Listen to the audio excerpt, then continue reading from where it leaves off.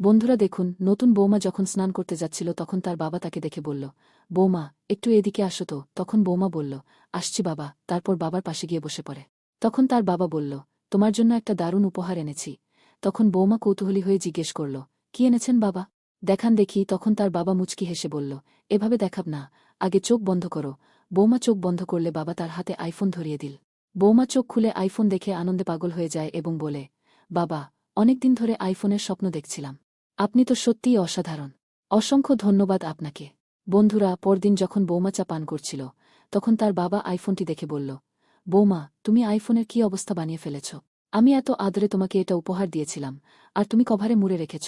তখন বৌমা শান্তভাবে উত্তর দিল, বাবা, যদি কভার না দিতাম তাহলে তো ফোনটি তাড়াতাড়ি পুরনো আর ময়লা হয়ে যেত। বন্ধুরা, এখন তার বাবা এরপর কি করল তা দেখার আগে দয়া করে ভিডিওটিতে একটা লাইক দিন এবং চ্যানেলটি সাবস্ক্রাইব করুন। শেষে তার বাবা সুন্দরভাবে উদাহরণ টেনে বলল, বৌমা, ভগবান তোমাকে যেমন অপরূপ করে গড়েছেন তেমনি নিজের সৌন্দর্যেরও যত্ন নিও। ছোট জামাকাপড় পরিধান করে এই সৌন্দর্য নষ্ট করো না। বন্ধুরা, আপনি কি মোবাইল দিয়ে ম্যাজিক করতে পারেন? যদি না পারেন তাহলে আমার মতো সহজে এইভাবে করুন।